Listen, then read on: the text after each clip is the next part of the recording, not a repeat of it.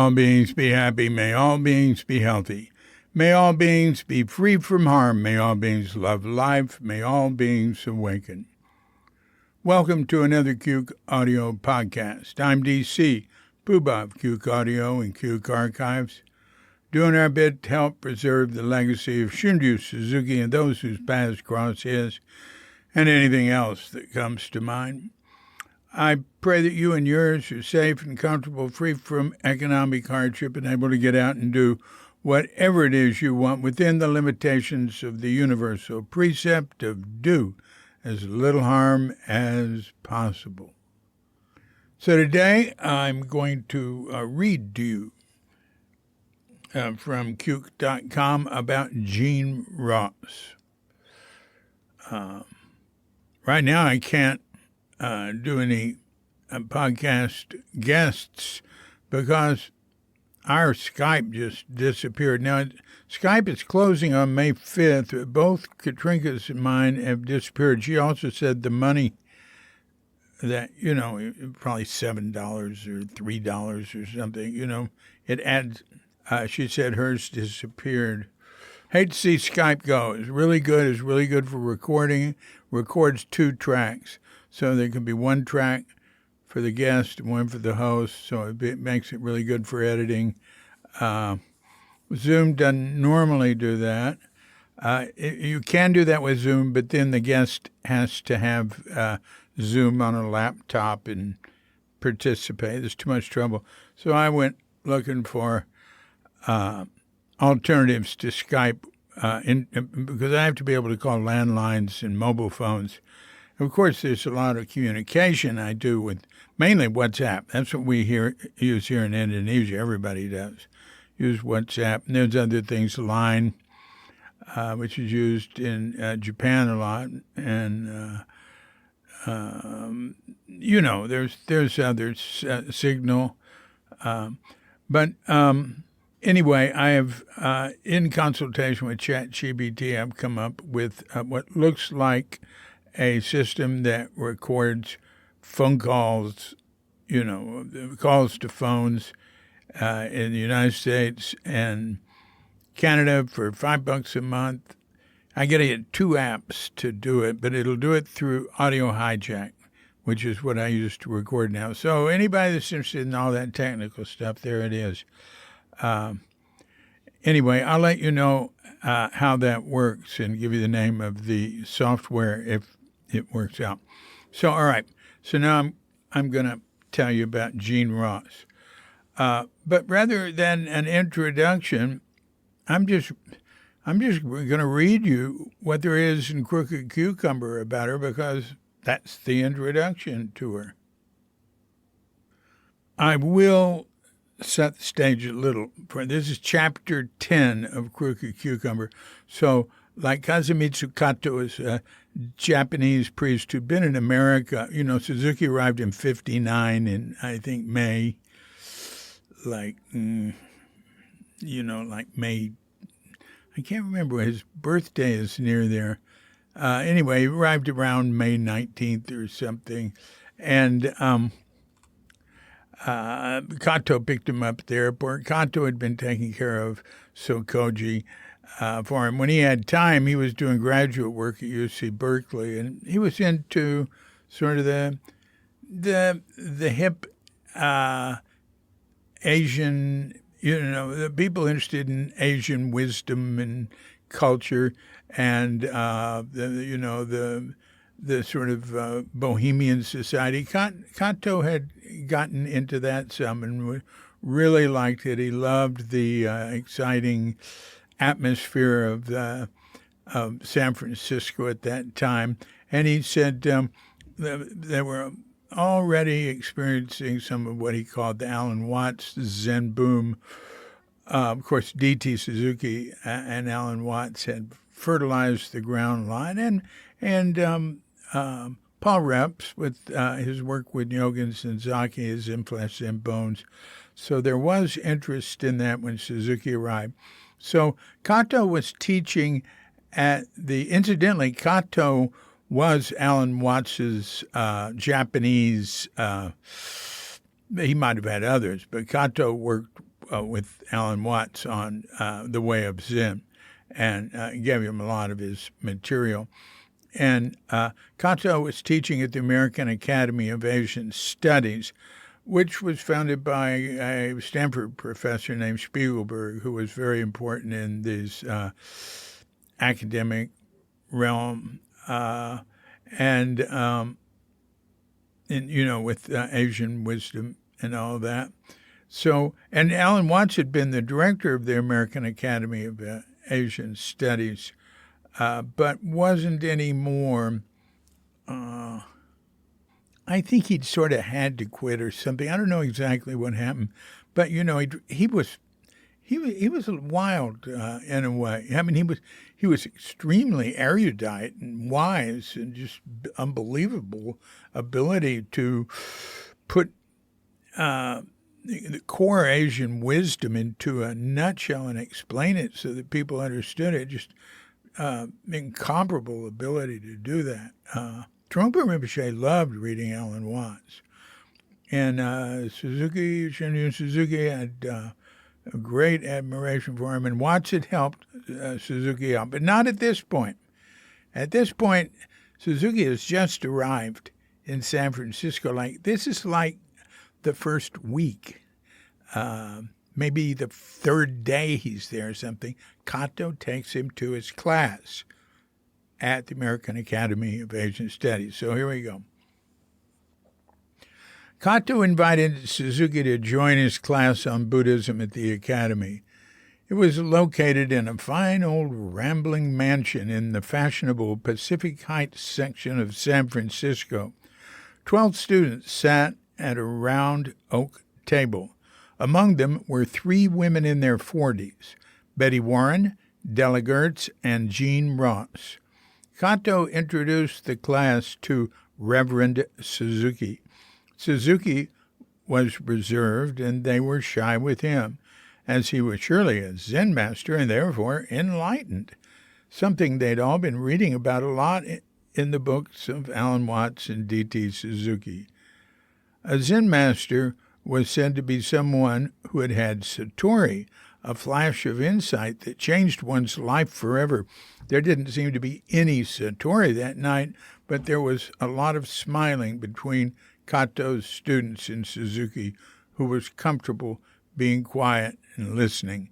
In the latter part of the class, Kato asked Suzuki if he'd like to say something. "Let's do zazen," he replied.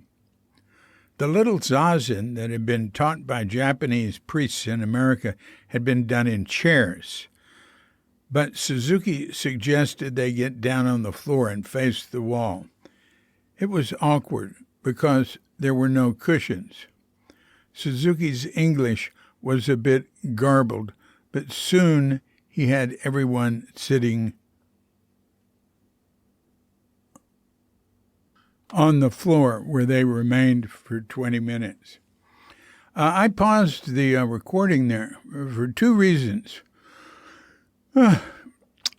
One is I noticed that where I said everyone sitting on the floor where they remained for 20 minutes, well, this doesn't have those last words. It just has sitting on the.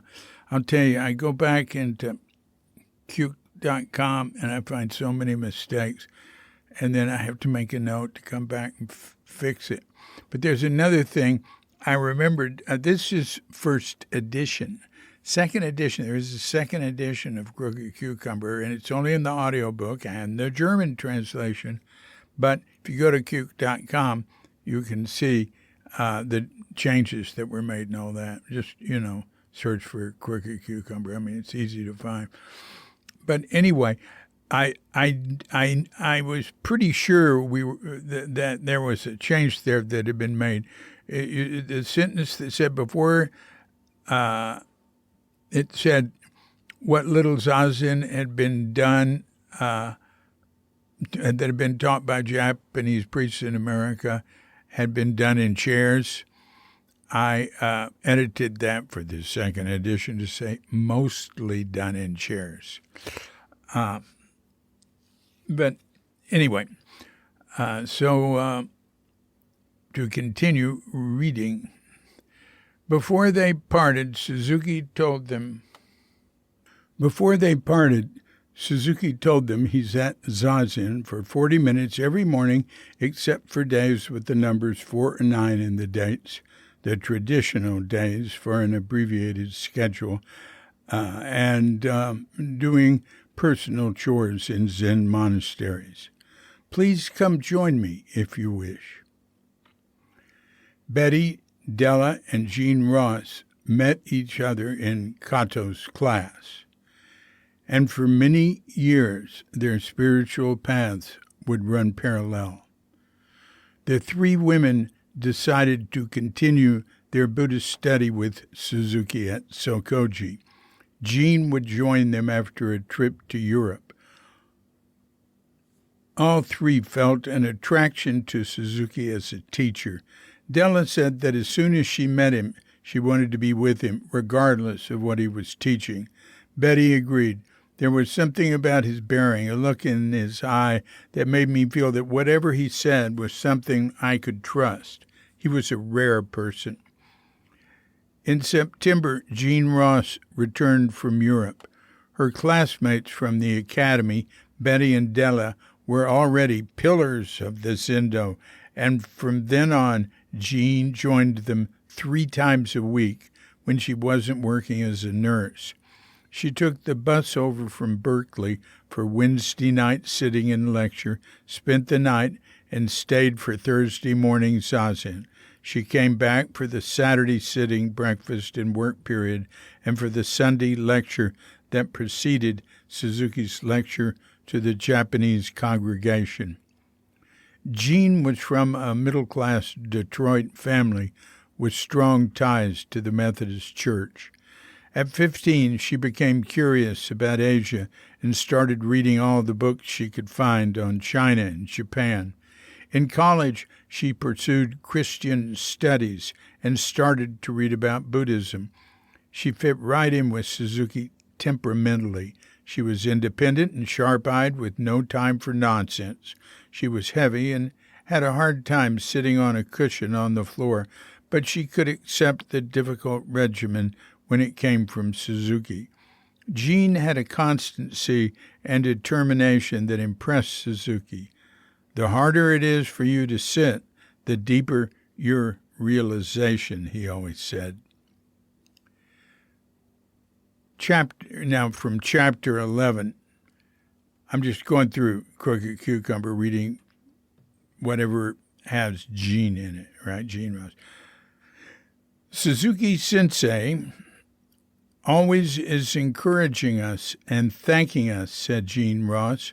When I stand across from him and bow, I am reminded he is totally on the level, without a speck of pretension. Then, later in that chapter, a meeting was held and Graham Petchy was elected president. Even though he'd been there for only 2 months, Jean Ross, the most outspoken of the old-timers and the obvious choice to succeed Bob Hintz, was planning to leave at some point for Japan to study Zen. She nominated Graham. He proved to be as efficient and thorough as expected. 6 weeks later, he submitted incorporation papers to the California Secretary of State. Suzuki still had no particular plan, but he had high hopes for planting Dharma seeds in America and for developing a mutually beneficial exchange with Japan. In March 1962, there had been a farewell party for Jean Ross before she left for Japan. Jean was his second student to go to Eiheiji, the first being Nona Ransom. A little note here, Nona Ransom was his English teacher when he was in college, and so that was happening in the 30s. Jean had her mind set on going to what she called the source for quite some time. He knew she would be challenging for Eiheiji, so set in its ways. The experience with McNeil and Hintz had made Suzuki more cautious. They were the first.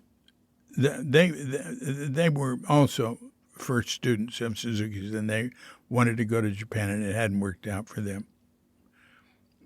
And all right, but he had confidence that Jean would do better than they had. She wasn't naively idealistic. She had a pragmatic doggedness, and Suzuki was convinced that her conservative, sincere style would put her hosts more at ease.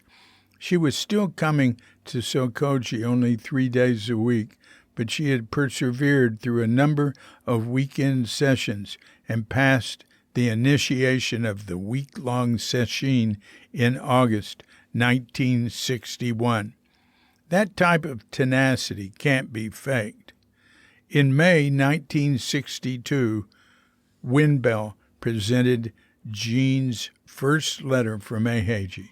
She was working and practicing with the monks. She had her own room and was getting up at 3 a.m. to be out of the washroom before they came in at 3:30 in the morning. She was not complaining about the hours of chanting every day and climbing 95 steps daily to Dogen's Memorial Hall. She was withstanding the culture shock and making friends despite the language barrier. "These priests from the country are men," she wrote, "not saints. Their faces express a high degree of individualism tempered by much discipline." And later, more poignantly, she wrote, "As for me, I stood on the Eiheiji earth, and for the first time I felt planted in earth.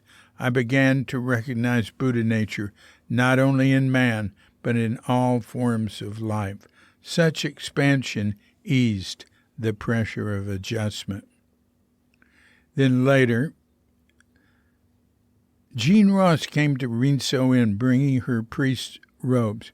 Now, Rinso Inn, for those who don't know, is Shunryu Suzuki's temple in Eiheiji, Japan. Takashino Roshi, the abbot of Eiheiji, whom Suzuki had helped when he was abbot of Kasui-sai, had ordained her. But as his own, you know what I should write there, whom Suzuki had helped when Takashina was the abbot of Kasui-sai, had ordained her. So Takashina ordained her, not as his own disciple, but as Suzuki's. He performed the ceremony so she could sit in the zendo with the other monks. Jean said it seemed that they regarded it as a rite that turned her into a man. As a woman, she still hadn't been allowed to practice fully with the monks, but that probably would have been too trying for all concerned anyway. She had had to stick up for her rights, refusing, for instance, to shave her head, but she was a steady, clear-eyed woman who gained the respect of the monks. Jean had warm relationships with her Japanese teachers. Quote, "In fact, I feel they know me better than my friends and even my family in the States because there is such vital life at Eiheiji." She'd been at Sojiji as well. Now, Sojiji, I'm explaining to you now, is the other Daihonzan is what they call them, great root mountain. You know, the main mother temple, sort of Soto Zen. So she'd been at Sojiji as well, and it's close. It's in Yokohama by Tokyo, and Eiheiji's way over on the west coast, or near the west coast. So she'd been at Sojiji as well and had lived at the venerable Fujimoto Rindo's temple, studying Zazen with him. Fujimoto was the teacher of Suzuki's friend Elsie Mitchell, who founded the Cambridge Buddhist Society. Fujimoto and Mitchell had translated and published a small book of his, The Way of Zazen, which was the only book on Soto Zen available at the time in America other than Matsunaga's Soto Approach to Zen. Everyone at Zen Center had read it. Suzuki visited with Fujimoto on that trip as well. He was one of the few people Suzuki corresponded with. While sitting zazen with Fujimoto, Jean had an experience in which she lost the distinction between herself and everyone else. She was so overwhelmed she couldn't speak. After a couple of days, Fujimoto had her write a report on what she was experiencing in her zazen. "Thank you for showing me your Buddha nature," he said to her in farewell. Jean and Suzuki talked about the monks she met who might be suitable to come to America. Her teacher at Eiheiji, Sotan Tatsugami Roshi, was open to Westerners, and there was Dainin Katagiri in the international division of Soto headquarters who'd been helpful to her. He spoke some English and was interested in going to the States. On July 3, 1963, Suzuki and Jean flew back to San Francisco, and on the 6th, there was a party to celebrate their return. Then from Chapter 13, Dainin Katagiri zoomed up the street to Sokoji on the back of a motor scooter, the tail and sleeves of his work robes flying in the air. He held on tightly and grinned in the wind. Suzuki finally had an assistant, the Eiheiji trained priest that Jean Ross had found to be so eager to come to the U.S. Now there was a new, shiny-headed, olive-skinned, black and brown-robed, friendly, industrious Dharma-era Buddha serving the Zazen students in the congregation. And then in Chapter 14, among the closest and most senior students, there were others whom Suzuki saw as having the commitment, potential, and inclination to develop into teachers. Of these, the most prominent were Graham and Philip in Japan, Bill Kwong in Mill Valley, and Jean Ross.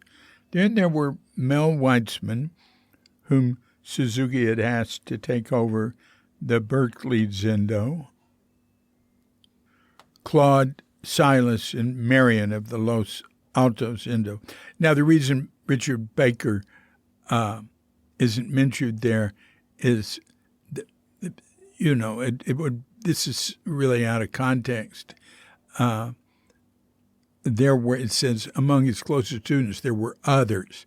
Well, Richard Baker was number one, who we were talking about in the paragraph before that, and was saying, well, also there were others.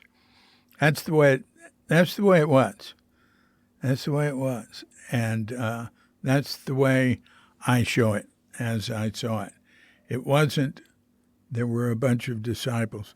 There was Richard Baker, and there were others. Okay. But to us, and actually, in another way to Suzuki, we were all the same. Okay, in Chapter 17, it says, by now the 6 original priests ordained before Richard were gone or on the periphery of Zen Center. Very few people had heard of Bill McNeil or Bob Hentz, whom Suzuki considered his first 2 ordained disciples. Jean Ross was living in Carmel, a small sitting group, met in her apartment. These first 3 were ordained as Suzuki's disciples in Japan by other priests. All right, then I stopped there. You want to hear of the others? It said there were 6. In 66, when Suzuki was in Japan, he ordained Claude Dallenberg as a priest. And then in 68,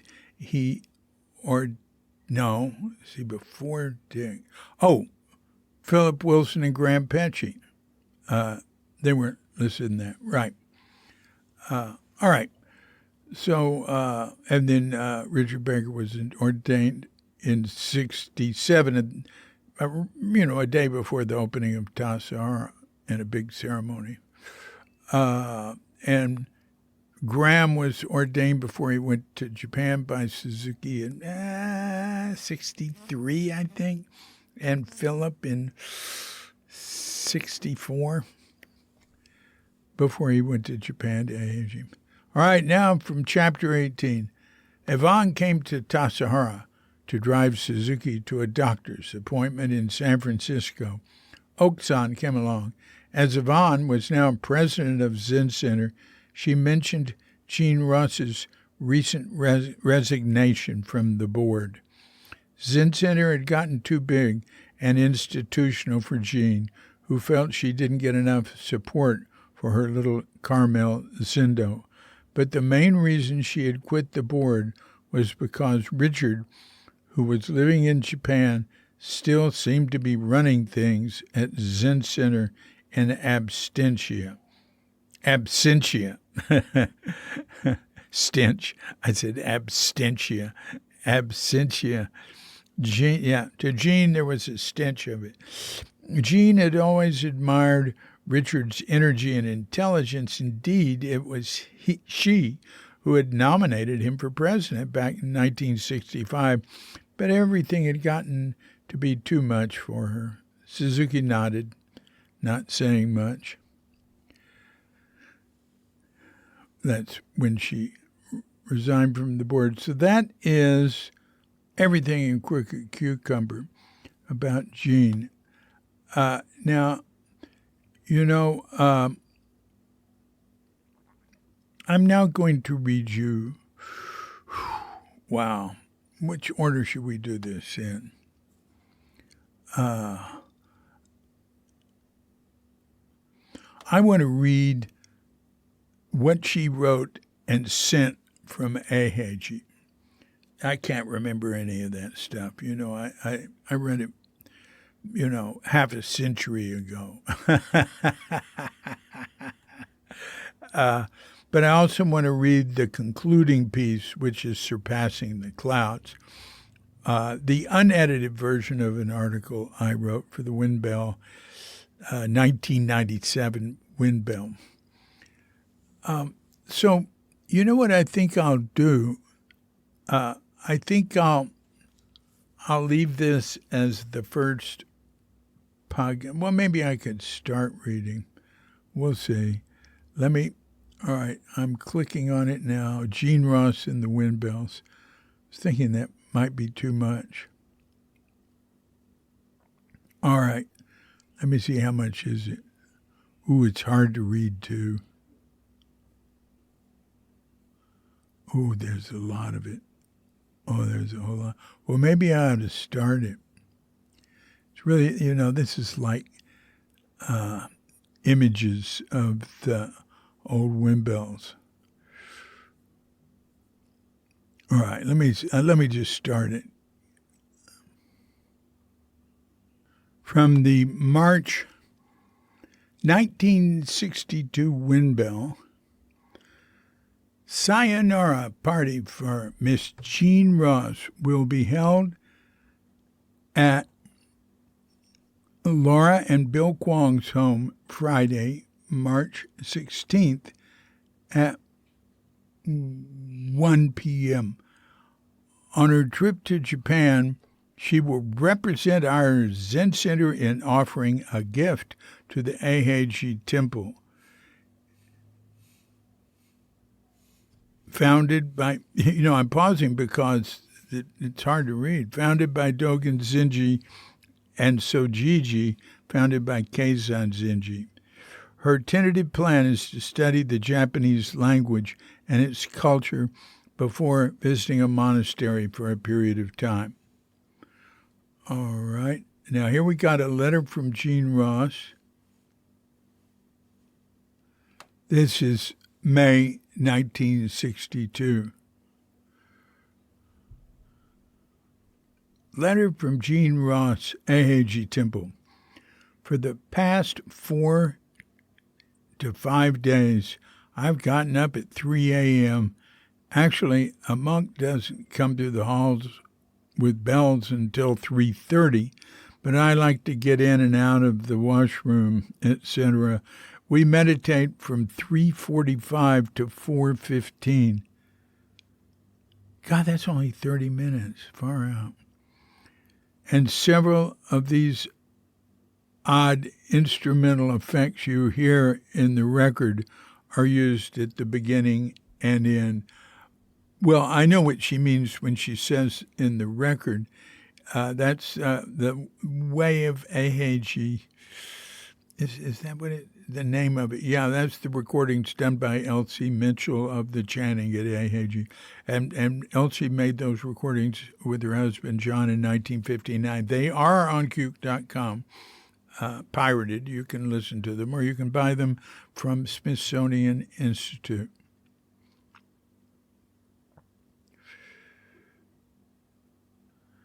Following this, Jean writes, there is 2 hours of chanting. Look at that. 30 minutes of zazen, 2 hours of chanting. And I climbed 95 steps from the one building to another. Now, I think those 95 steps are going up to the Founders Hall, Dogen's Hall. Then she writes, breakfast is around 7 a.m. Now, this is something I had quoted in what I read before. These priests from the country are men, not saints. Their faces express a high degree of individualism tempered by much discipline. I have no doubt they are indulged in the normal appetite appeasement. Zen is life, and a priest must be experienced in order to hold up a mirror so we can see ourselves. Well, I hadn't read all of that. I've read just the first part of it. Okay, and here we are, something in the 1962 October windmill. A member in Japan. Jean Ross has left Eiheiji Monastery in Fukui and is now at Sojiji Monastery in Yokohama. She will return to Eiheiji in time to attend the sesshin beginning December 1st and lasting until December 8th.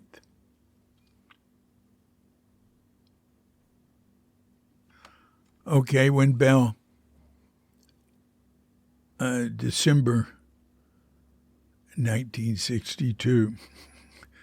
Oh, one thing that makes this hard to read is to put Suzuki's wind bell calligraphy over the text, So it worked in what they printed, I'm sure, but when you copy it, I remember when we were copying this, a friend of mine did all of these in Fort Worth back in 2013 when I was there right after my mother had died. I was there for months and months before she died and afterwards.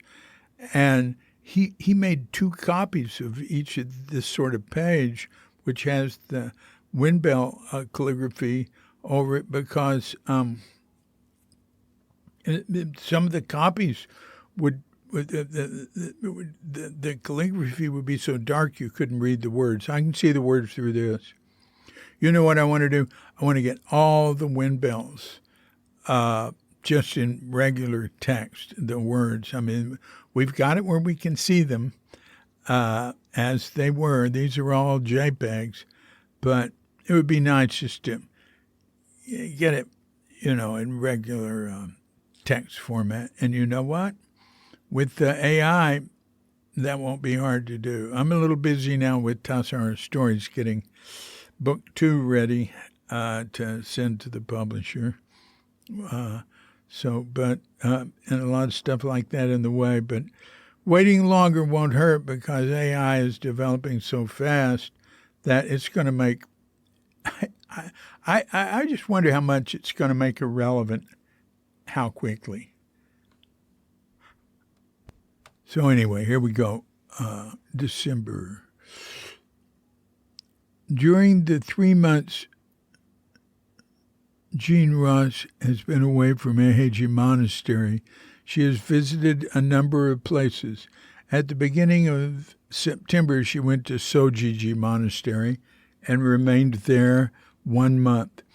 Then she visited the temples of Reverend Dainin Katagiri and Tetsuya Inoue. Wow. Well, now, Katagiri's temple, I was there. It's a really tiny place that, nobody lived in it.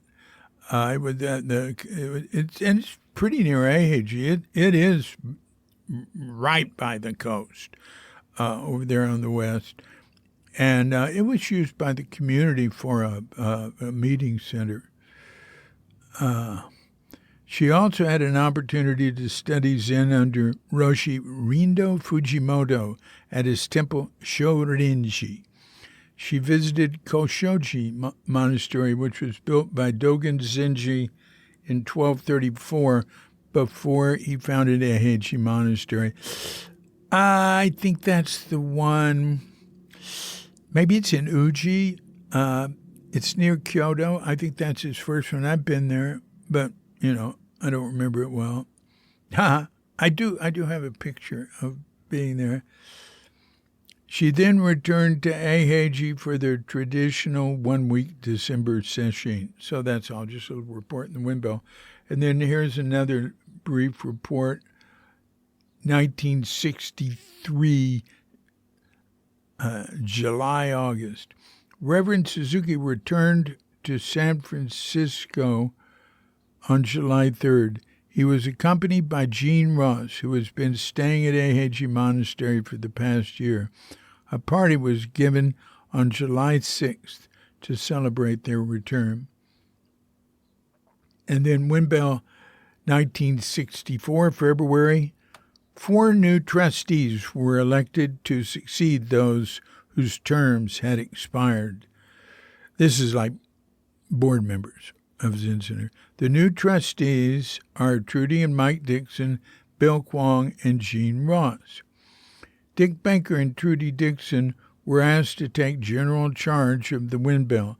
Jean Ross and Dick Baker were asked to see if they could make sure that when the local papers decided to do a story on Zen Center or a visiting lecturer or Zen priest, that all the details are correctly relayed to the paper. Okay, now Jean Ross is back, right? It's 1964, and so she starts writing longer things for the Windbell. And I'm going to read one here. Letter from Jean Ross. Oh, maybe this is a letter she wrote while she was there, and they're publishing it now. And anyway, it'll tell us. All right, yes. The following, well, maybe I should make this bigger.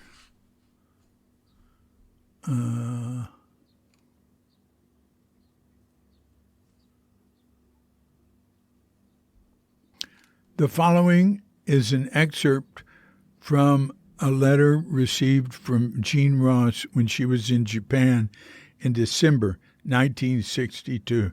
She was in Japan for about a year. During most of that time, she stayed at various monasteries, but she also had opportunities to see something of the country. This letter was written about the sesshin, an extended period of strong practice or meditation. She attended at Eiheiji, the oldest and largest Soto Zen monastery in Japan. Eiheiji is a monastery devoted primarily to training young priests. It is quite cold during the winter. Sesshin at Eiheiji, because of the mountains' snows which surround the temple. Here we go. Sesshin at Eiheiji by Jean Ross. I arrived at Eiheiji the morning of November 26th. It was cold and clear, and some of the trees still retained their bright autumn tints. Many of the temple buildings were braced by timber 6 inches in diameter in preparation for heavy snow. I was conscious of being very fearful that I wouldn't be able to survive the intense meditation that lay ahead. During the 5 days prior to and also during sesshin, I wore 3 or 4 sweaters, black stockings that extended from my waist to my feet with an extra pair of heavy socks and a sturdy wool skirt. The men at Eiheiji, inside and out of the temple, wore only their robes. Their feet were bare in their getas. It says sandals. You know what getas are? They're wooden platform sandals. They're the most uncomfortable thing. That the only reason to wear them, I think, is because it's sort of neat, sort of like dress up in something very different. I've had geta. They're especially used in bad weather because they have a raised, they're like I said, platform sandals. All right, anyway, in spite of my shame that I required so much additional comfort, I asked if I could buy an electric futon quilt warmer. I also asked Reverend Tatsugami if I could use 2 pillows during sesshin, hoping the second one would ease the pain of feet and ankle. He drew himself up with a trace of scorn and said, "Yay." That's no. This yay set my pace. I did not use any electrical appliance, nor did I have the additional pillow. However, one thing was favorable. Sesshin meditation would begin at 4:15 a.m. instead of 2:15 a.m. and would last only 40 minutes with walking meditation in between. On the morning of December 1st, I found that the Soto meditation hall was heated by 2 large hibachis and that I was to be seated directly opposite one. When we started to meditate, Reverend Tatsugami announced in a clear, strong voice that sesshin had begun. I'm taking a pause here. Wow, they had hibachis in the zendo at Eiheiji. Man, we didn't do that at Tassajara, but Eiheiji, man, it has really heavy snow. I mean, I'm sure they have much colder winters than Tassajara. But Tassajara can get cold, man. It can get cold. And I think they use heat now in the zendo. I'm not sure. I think so. Okay. She writes, the first period of zazen lasted 1 hour and 40 minutes instead of the promised 40 minutes. Wow. This made me so angry that I forgot all my fears. My posture was very bad, and I was continually being poked in the back, the signal to straighten up. During tea, served twice a day, and meals, we were expected to maintain our zazen posture. I was sure I would be sick with pain, and I shifted position, rationalizing to myself that tea and meals should be periods of relaxation. I felt very selfish because I had extra food, bread and butter, fruit and candy, in my room. Did any of the others have the same? She asked. Yes, they did. They would have, like to quote Graham Petchy, tins of meat. But Graham didn't do it, so he got malnutrition. All the monks. Westerners would get like malnutrition and beriberi and stuff because they didn't do what the Japanese monks did. This is at different temples. Or I've heard a handful of stories about that. The second day, I forgot decorum. When I was corrected during lunch, I took it as a joke and tried to make others laugh. Oh, my God. Afterwards, I scolded myself because I was not serious enough. Did my ego require an amused response from others? On the third day, it was bitter. I found myself out of patience with all details. I was a primitive animal. This is great. Seeking comfort and just existing until the next break period. I missed one session of walking. No, I missed one session of walking meditation because I was so disturbed. On the fourth day, I decided my small self was powerless to handle the situation. I began to repeat the names of all the Zen priests I knew, hoping one of them would help me. There was no response. Finally, I decided to call on Buddha, thinking my Buddha nature would stir a little. For the first time, I could concentrate. I felt as taut as a wire that is pulled too tight, but at last there were short periods of meditation. On the fifth day, someone changed my pillow, trying to be helpful, I suppose. This was disturbing because I had battered the old one into a firm support. The new one was small, with what seemed to be foam rubber stuffing. I was determined not to say anything because if there was any difficulty, the fault lay with myself, not the pillow. There were periods when I became lost. For example, just before lunch during chanting, everyone else turned around facing outward away from the wall, and I was not even aware of their turning. During the afternoon, the thought crossed my mind that there are no answers to the vital questions of life. When one asks a question, it means the death of the situation which caused the question to arise in the first place. December 6th found me first to be bone tired. It was a case of timid heart and a shaking body. My small self couldn't manage things. Calling on others or thinking about Buddha no longer helped. What was left? Surprisingly enough, I began to be aware of 3 Zen priests meditating with me. The first seemed to have tremendous strength on which I could lean. The second irritated me and seemed to be saying, "Do it yourself."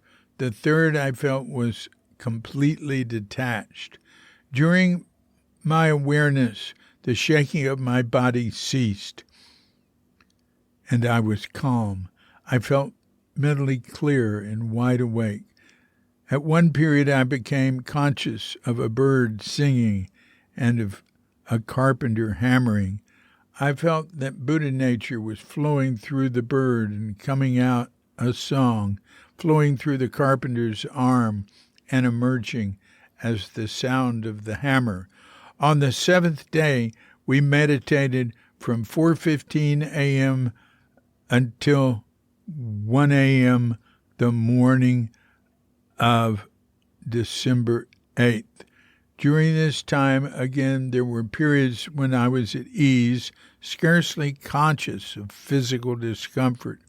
I remember thinking about emptiness. In the state of emptiness, I would have an ego or small self that was inactive, with Buddha nature in a constant flow through me. Neither one of them would be a permanent, stationary feature. The service at 1 a.m. in Butsuden, the Buddha Hall, on December 8th found me faint. The floor seemed to be rising to meet me. However, the Zen priests, as gray with fatigue as I was, had enough control to act normally. This gave me strength. I slept late, and when I got up, I felt discouraged that my small self was so primitive and inadequate. There had been good moments during sesshin, but I had not been able to sustain them. It wasn't until the 10:30 a.m. service in Hatto is the Dharma hall, that I felt that a sense of proportion was returning. There must be a new beginning. Wow, that was great, huh? I loved that. I had totally forgotten that. Let me look here. There's quite a bit more. There's an enormous amount more. I think, wow. Let me see. I think that's this is a good place to stop, and I'll do a second podcast. Next week will be podcast 2 on Jean Ross. It's really neat. I really enjoyed this. Jean was a wonderful person. She was, it's like it. It's like whoever wrote that book, Crooked Cucumber, described her. Okay. Thank you, Jean. Oh, I want to add one thing here that I usually don't do, but I should do every time. And say, that your donations, Cuke Archives depends on donations to continue. These books that are coming out, Tassara Stories, wouldn't come out without donations. Also, Cuke Archives wouldn't continue without the selfless volunteerism of people, principally Peter Ford and Wendy Piercy, but many others through the years. And also ones who weren't doing anything for Cuke Archives. They were doing it, for Zen Center or just for the heck of it. Individuals who decided to transcribe, start transcribing lectures or, keep track of something. But for Cuke Archives to continue now, we depend on donations. So if you are so moved, just go to cuke.com, cuke.com, or shunryusuzuki.com, and you'll see a donate button. You can hit it, and you can make a donation through PayPal. You can become a PayPal subscriber to make a monthly contribution for as little as $1 a month. But also you can use a credit card. You can send a check. So thank you very much for contributing at least your ears to this podcast. This has been a Cuke Audio podcast. I'm DC Puba of Cuke Audio and Cuke Archives, coming to you from Sleepy Sanur with Doghead Bandita Feline Manis and dear lovely Katrinka, my granddaughter Lucia, and her mom Rita, and we're wishing you and yours and all of us a grand awakening.